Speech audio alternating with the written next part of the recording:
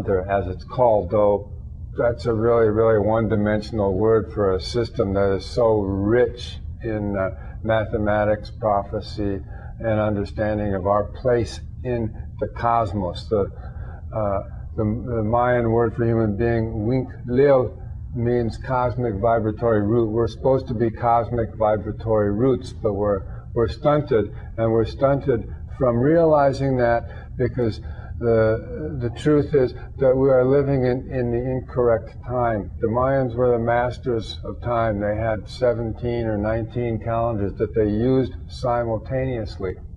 That's because they knew time is the factor of synchronization.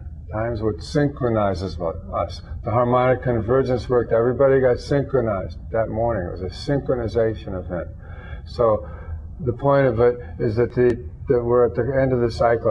Everyone knows. In July 26, 2004, that's the moment of what we call the big calendar change. That's when we're going to be beginning this shift in human consciousness, going from irregular mechanism out of order. We're out of order because we're following a mechanistic time combined with, which is the clock, combined with the irregular time of the calendar, which creates a very crazy-making, accelerating process. Everyone is experiencing acceleration of time. Everyone is experiencing acceleration of consciousness. We know what it feels like. So we have to get used to harmony again. That's the whole point of this. How many people in the world are for peace? And how many people in the world really are for war?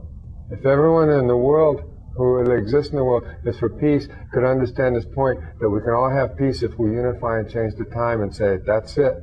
We're going into a new time. We're going from a time of war to a time of peace. We're going from a time of fear to a time of love. We're going from a time of chaos to a time of harmony. We're going to solve our problems ourselves, and we're going to enter a new time that is going to reorganize. We want to repair the damage rather than continuing to exploit and consume all the resources. We want to stop and begin to explore our mind. The human species at this point consumes more resources than it can replace and creates more waste than it can get rid of. Is an experience of timelessness. Timelessness is like what I call vertical time. Yeah. But beyond all that, because it introduces a state of mind and being that allows your soul, allows your consciousness to rise and to expand and to transcend the third dimensional physical. Okay, it allows you to go into the fourth dimensional time space. And when you look at what we're talking about, cosmic timing standard like the 13-moon 28-day calendar, when we say perpetual, that means once you introduce living on that, after a certain point, that perpetual time gets you to timelessness. Okay, because there's no distinction. Okay, so this last cycle of time, this 5,125-year cycle of time from the cosmic galactic Mayan point of view, this is the time of the final testing, the final purging of the previous Atlantises, the previous lost worlds, the previous planets that didn't make it. That all that karma, all of those programs, all those faulty programs are now playing out their last.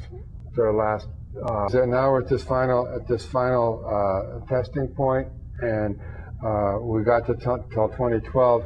From 2004 till 2012 is 8 years, and so we have to begin to make the shift, because when we change the program, then we're being given the opportunity to change the program. It's like God is saying, okay, you have this one last chance to change your program, because that's the root of the problem. The reason why you haven't had peace yet is because you haven't understood you have to change the fundamental program. You're locked into a program of time that keeps your minds in a state of disharmony, that keeps you jagged, that keeps you accelerated, that keeps you in stress. We're sustained the technosphere. The technosphere includes like It's the commodities, it's the urban centers, it's the energy, it's the communication. This is the point at which the biosphere can no longer sustain the technosphere, and so that begins to collapse. The Twin Towers, the World Trade Center, was described in 1985 by scientists who study and define the biosphere as the hub of the technosphere. So when those towers went down, it doesn't matter whether it was actually terrorists or who did it, how it happened, why it happened. It happened. It happened. It inevitably happened. It was the nerve center, the pineal gland of the pointed, that puncture, that was a big puncturing of the technosphere. So now there's a lot of retrograde, regressive action to try to maintain it, but it's not going to hold, because the biosphere is in danger, the global warming, everything else. So what you're seeing is like the technosphere is slowly going to be coming down. It's not pretty, but it's coming down because it's not the truth. It's not natural. It's not the truth. It exists at the expense of the biosphere. It exists at the expense of the Amazonian rainforest. It exists at the expense of the species and everything. Right. So it's inevitable. It's coming down. That's why it's called, this is why this is called the end time. And it's coming down because we're headed to 2012. So the point is that, okay, we have to just say, hey, it's coming down. And no matter how many flags you fly, it's still coming down. So we're saying, instead of flying flags, let's see what else we can do. Let's see if we can do something about it. And the Mayan prophecies say, yes, you can do something about it. We can be heroic and say, we can stop this. Let's programming device of a culture, of a society, of a people. In other words, when we say, this is the time of the big change. It changes us or we change. We can change. We don't understand that the time we're living locks us into the third dimension. That's why we have so many efforts at getting spiritual courses or doing this or that to get a little peek into the fourth dimension. When we're talking about the harmonic standard of the 13-moon 28-day calendar, that is locked into a fourth dimensional experience of time, which actually has graduated levels and layers of elevation of consciousness that most people right now wouldn't even dream exist.